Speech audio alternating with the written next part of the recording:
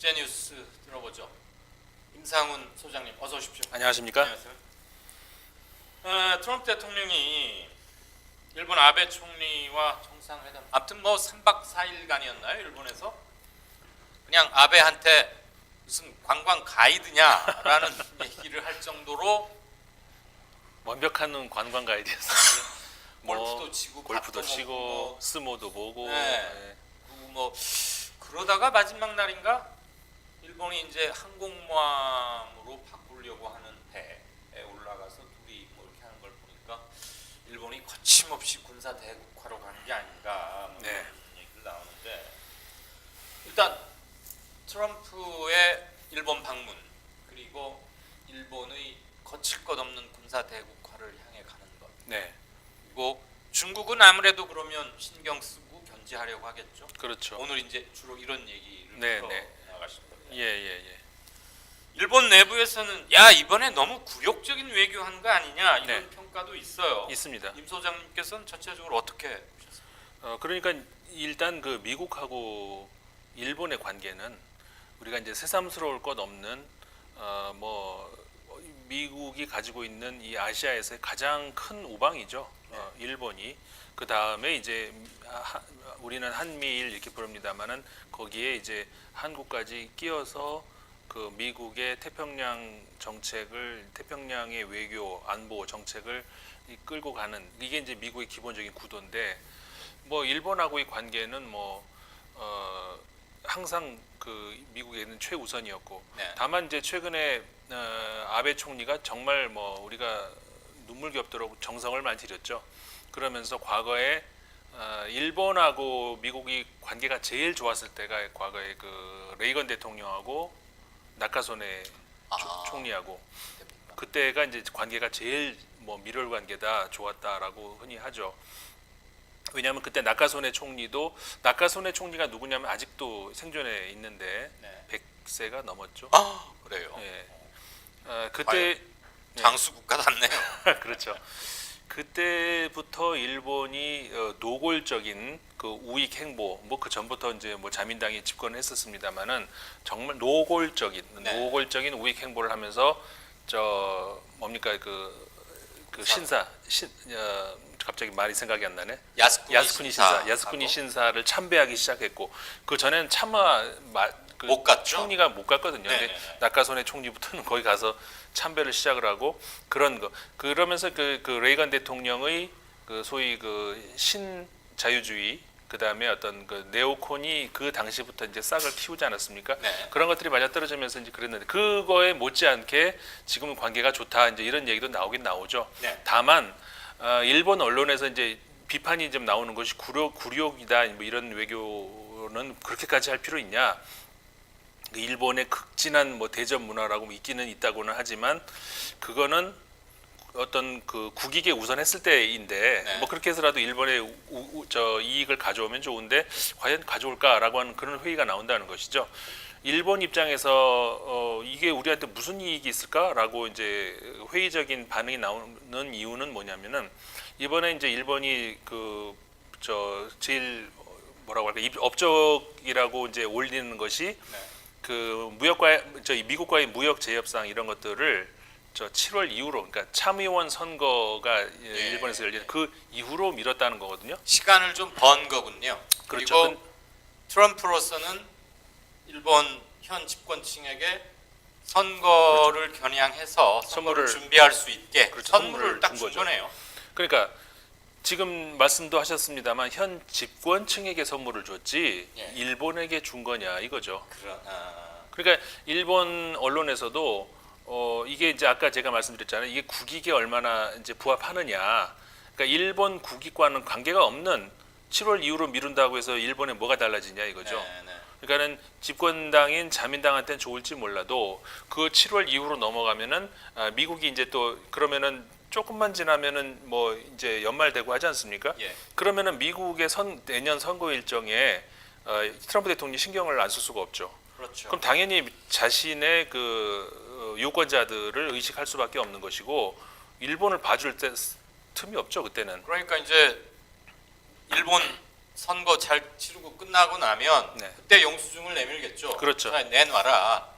이번에는 내가 선거를 치러야 한다. 그렇죠. 그러니까 너희들이 나를 도와라. 그렇죠. 뭐 이렇게 그렇게 했을 때 일본의 전체 국익에는 별 도움이 될 이유가 없다라는 것이 지금 일본 비판에 나오고 있는 이유죠. 예. 그 미국이 목표로 하는 건 어쨌거나 궁극적으로는 중국을 겨냥하는 동아시아 해양 세력들의 강화, 그렇죠. 동맹 강화. 네네. 그래서 아무튼 우리 일본, 인도, 미국 이렇게 손잡고 중국을 좀 그렇죠. 주저앉히자, 못 그러니까- 나오게 하자 이런 거잖아요. 그렇죠. 그러니까 중국 입장에서 중국은 이제 우리 지도를 이렇게 보면은 저 이 동남쪽으로 이제 태평양, 그다음에 저 반대쪽으로 네. 북서쪽으로 이제 그 대륙 쪽으로 이렇게 나가는 그런 길이 열리지 그렇죠. 않습니까? 네. 근데 이제 아직까지는 북서쪽으로 갈 길이 좀 멀고 거기를 중앙아시아를 뭐 어떻게 갑자기 개발할 수는 없는 거니까 물론 그래서 실크로드의 신실크로드 일대일로 예, 뭐 그것도 이렇게 하고. 개척을 한다고 하지만 어쨌든 중국이 당장 생각할 수 있는 것은 태평양 진출 아니겠습니까? 예. 그래서 항공모함도 만든다 뭐 하고 있는데 그러다 보면 당연히 이제 그 인도가 긴장할 수밖에 없는 것이고 예. 그러면서 이제 다음 달이죠. 6월 말에 그 오키나와인가요? 그 G20이 새로 열리잖아요. 네. 일본에서. 이제 그때 G20 정상들이 모일 때 인도와 함께 그러니까 미, 인 이렇게 3국이 이제 뭐 한번 머리를 맞댄다 이렇게 나온 거 아닙니까? 예.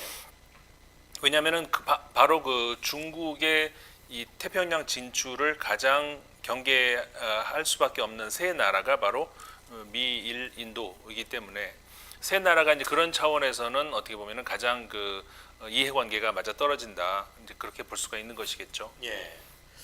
그런 맥락에서 보자면 중국 시진핑 주석이 최근에 중국은 뭐 태평양의 세력을 확대할 의도는 없다 이렇게 말한 것은 지금 그냥 미국에게 보내는 일종의 그렇죠. 시그널인가요? 그렇죠.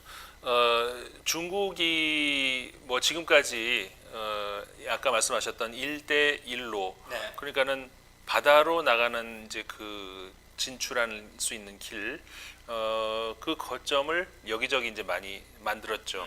네. 그러면서 이제 중국이 그 국가들에게 해줬던 것은 그러니까 주로 동남아시아 국가들이 많아요. 중국은 서아시아도 있었지만 예. 그리고 아프리카도 있고 주로 뭘 해줬냐면은 이제 무이자 뭐 저 차관? 을 준다던가 아니면 그냥 아예 돈을 그냥 톡 줘버리거나. 던져준다든가 아 그냥 빌려주는 것도 아니고 너 좀 써 이렇게. 좀 써 하면서 이제 또 무이자로도 차관을 주고 네.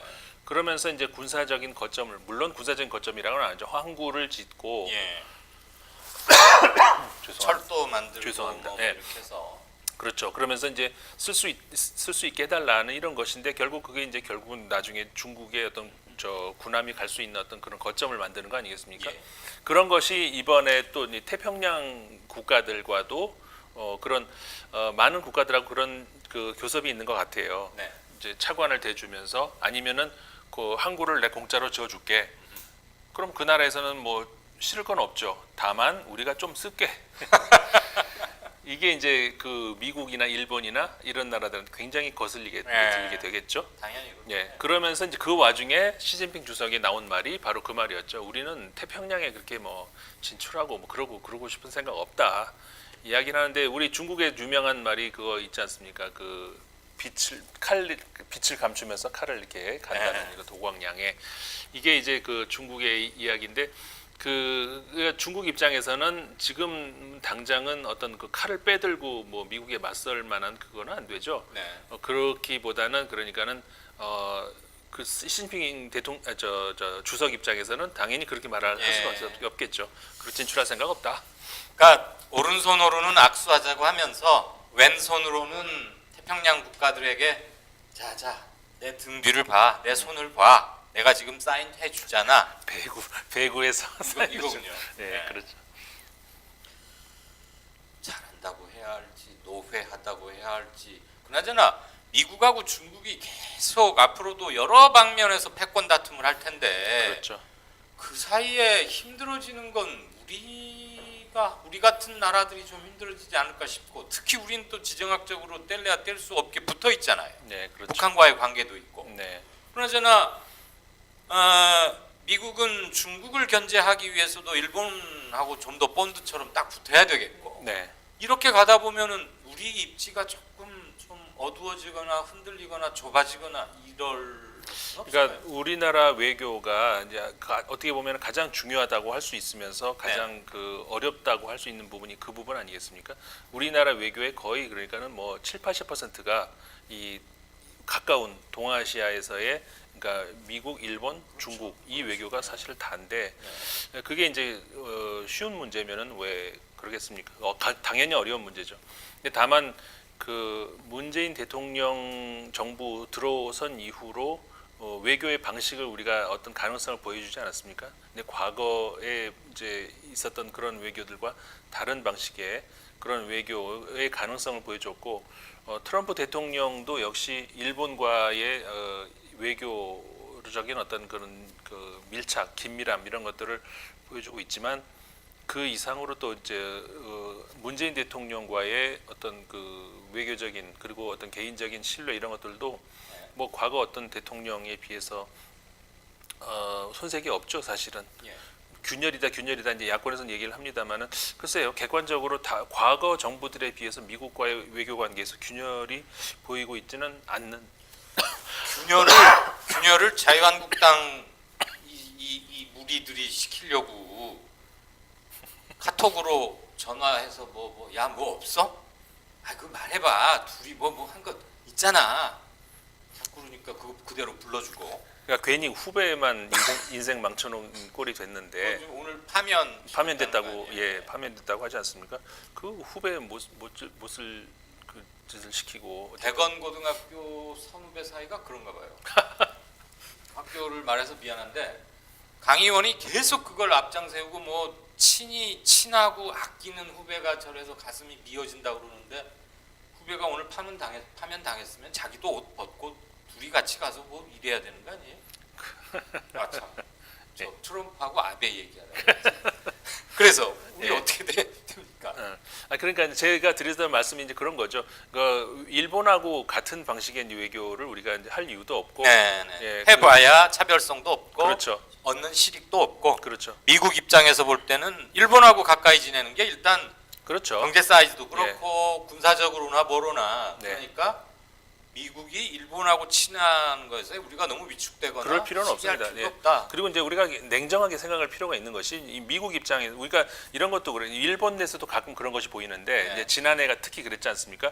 트럼프 대통령과 그 문재인 대통령 사이에서의 어떤 그 많은 대화 속에서 이 패싱 재팬이다 이렇게 뭐 하면서 거기에 대해서 위기감을 느끼고 하는 그런 모습들이 포착이 됐는데 일본도 그럴 필요는 없죠. 왜냐면 그러니까 똑같은 문제예요. 한국과 미국 사이에서의 외교 문제에서 일본이 특별히 똑같이 해야 될 그런 뭐 이유나 그런 당위성이 없고 거꾸로 반대도 마찬가지고요. 그러니까 미국 입장에서 대일 외교와 대한 외교가 목적이 다르죠. 다르지 않습니까? 그렇기 때문에 일본과의 어떤 미래의 외교에 대해서 우리가 뭐 조급해할 이유도 전혀 없는 것이고요. 오히려 그 미일 간의 그 외교가 잘 된다 그러면 우리는 이게 뭐 좋으면 좋지 이게 나쁠 일은 없죠 사실 우리한테는. 그렇죠. 어차피 미국을 가운데 놓고 다들 동맹 국가니까 네. 한일, 한미 네. 모두 다 뭐 북핵 문제가 위중한 국면이고. 그렇죠. 어쨌거나 관광 가이드라는 상당히 비아냥거리는 말을 듣긴 했지만 아베는 실리를 좀 챙겼고 정부 차원의 그러니까 현 정권 차원에서 실리는 취했고 아베에서 보자면 네네. 일본 전체의 국익이나 실리보다는 네. 아베의 실리를 네네. 챙겼고 아마 그 실리에 대한 지불 고지서는 7월 선거가 끝나고 날아온다. 트럼프가 보낼 것이다. 그렇죠. 그리고 또 이제 북한 문제에 있어서도 이번에 이번에 저 볼턴 보좌관이 조금 뭐라고 굴욕을 당했죠. 예, 그랬더니 네 사람이 뭐 이렇게 얘기를 한다고 하지만 내가 볼 때는 그건 아니다 이렇게 얘기하는 것이 북한 얘기 아니었습니까?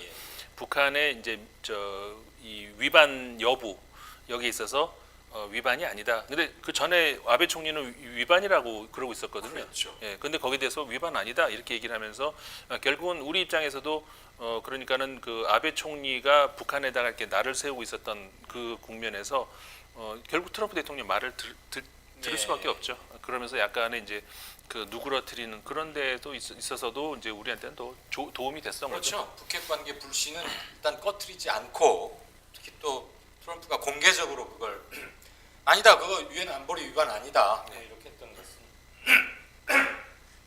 어쨌거나 이번 트럼프의 방일이 중국, 일본은 물론이고 중국 그리고 우리에게도 여러 가지 다면적으로 다의적으로 해석될 수 있는 여지를 많이 남겼다. 네. 잘하겠습니다.